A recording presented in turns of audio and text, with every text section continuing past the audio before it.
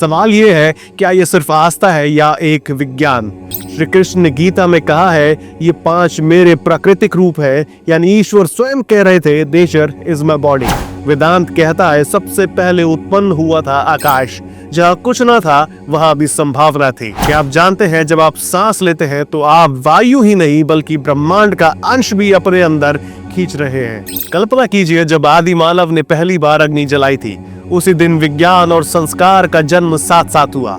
आज हम समझेंगे कि कैसे सनातन धर्म का पंच तत्व सिद्धांत असल में ब्रह्मांड के सबसे पहली वैज्ञानिक भाषा है।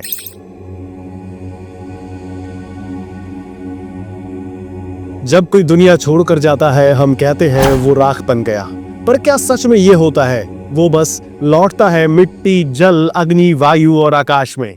यही 5 तत्व हमें बनाते हैं, यही हमें संभालते हैं और अंत में यही हमें अपने में विलीन कर लेते हैं। सवाल ये है, क्या ये सिर्फ आस्था है या एक विज्ञान? आज हम समझेंगे कि कैसे सनातन धर्म का पंच तत्व सिद्धांत असल में ब्रह्मांड के सबसे पहली वैज्ञानिक भाषा है। सनातन दर्शन कहता है, ये पूरा ब्रह्मांड 5 आधारों पर टिका है: पृथ्वी, जल, अग्नि, वायु और आकाश। ये रासायनिक तत्व नहीं बल्कि अनुभव के तत्व हैं। पृथ्वी देती है स्थिरता, हमारा आधार। जल देता है प्रवाह, लचीलापन और भावना। अग्नि देती है ऊर्जा, बदलाव की शक्ति। वायु देती है गति, प्राण की चाल। आकाश देता है जगह, सबका अस्तित्व। श्री कृष्ण ने गीता में कहा है, ये 5 मेरे प्राकृतिक रूप है, यानी ईश्वर स्वयं कह रहे थे, नेचर इज माय बॉडी। क्या आप जानते थे? आधुनिक विज्ञान भी कहता है कि हर वस्तु इन 5 अवस्थाओं में से एक में होती है: सॉलिड, लिक्विड, गैस, प्लाज्मा या स्पेस। वेदांत कहता है, सबसे पहले उत्पन्न हुआ था आकाश, जहाँ कुछ ना था वहां भी संभावना थी।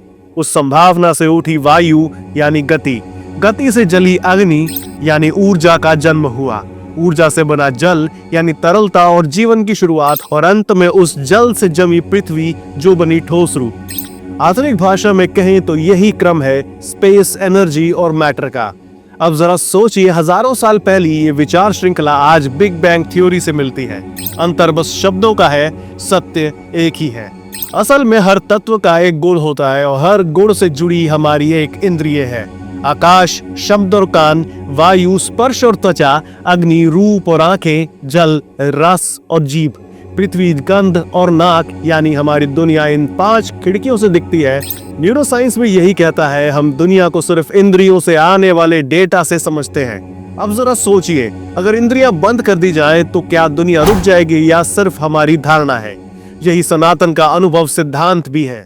आयुर्वेद कहता है, सर्वम द्रव्यम पंचाभौतिकम, यानी हर चीज इन 5 तत्वों से बनी है। हमारे शरीर में भी यही 5 तत्व निरंतर काम कर रहे हैं। आकाश हर कोशिका के बीच की जगह है, वायु हर श्वास और धड़कन की गति, अग्नि पावन ऊर्जा और रूपांतरण, जल रक्त आंसू और रस की भावना, पृथ्वी हड्डियां त्वचा और संरचना। आधुनिक जीव विज्ञान भी यही कहता है, शरीर 70% जल है, 18% खनिज, हीट, एनर्जी, ऑक्सीजन और स्पेस भी है। भाषा अलग, सिद्धांत एक ही। क्या आप जानते हैं, जब आप सांस लेते हैं तो आप वायु ही नहीं बल्कि ब्रह्मांड का अंश भी अपने अंदर खींच रहे हैं। अग्नि सिर्फ जलाती नहीं, बदलती भी है। जब भोजन पचता है वो अग्नि का काम है, जब विचार जन्म लेते हैं वो भी अग्नि का प्रकाश है। यही कारण है कि संस्कार में अग्नि साक्षी है, विवाह से लेकर अंत्येष्टि तक। कल्पना कीजिए, जब आदि मानव ने पहली बार अग्नि जलाई थी, उसी दिन विज्ञान और संस्कार का जन्म साथ साथ हुआ। मॉडर्न साइंस कहती है, energy can neither be created not destroyed. Sanatan कहता है, तत्व न नष्ट होते हैं, वे बस रूप बदलते हैं। भारत में 5 शिव मंदिर है, 5 तत्वों के प्रतिनिधि: कांचीपुरम पृथ्वीलिंगम, तिरुवनाकवल जललिंगम, तिरुवन्नामलाई अग्निलिंगम, श्रीकालहस्ती वायुलिंगम, चिदम्बरम आकाशलिंगम। इनकी स्थितियां भारत के 5 मुख्य दिशाओं में है। ये सिर्फ भक्ति नहीं, जियो एनर्जी मैपिंग है, जहां प्रकृति के तत्वों को संतुलित रखा गया है। विज्ञान कहता है, दुनिया सॉलिड, लिक्विड, गैस, प्लाज्मा और स्पेस से बनी है। सनातन कहता है, पृथ्वी जल वायु अग्नि और आकाश। 5 का मतलब एक ही है। आज क्वांटम फिजिक्स कहती है, हर कण के पीछे एक फील्ड है जो हर जगह फैला है। वही फील्ड वेद में आकाश तत्व कहलाता है। जैसे वाईफाई हर जगह होता है पर दिखता नहीं, वैसे ही आकाश तत्व हर जीव में है।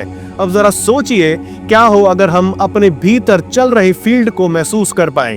अब बात उठती है शरीर की, और जहां शरीर का संतुलन है वही स्वास्थ्य है। पृथ्वी नंगे पांव धरती छूना यानी धैर्य सीखना, जल सचेत जल पीना यानी भावनाओं को बहने देना, अग्नि संयम से खाना यानी क्रोध नहीं जलाना, वायु गहरी सांस लेना मतलब विचारों को चलने देना, आकाश मौन का अभ्यास है, भीतर की जगह बनाना। जब कोई एक तत्व बिगड़ता है हम असंतुलित हो जाते हैं, तन से भी और मन से भी।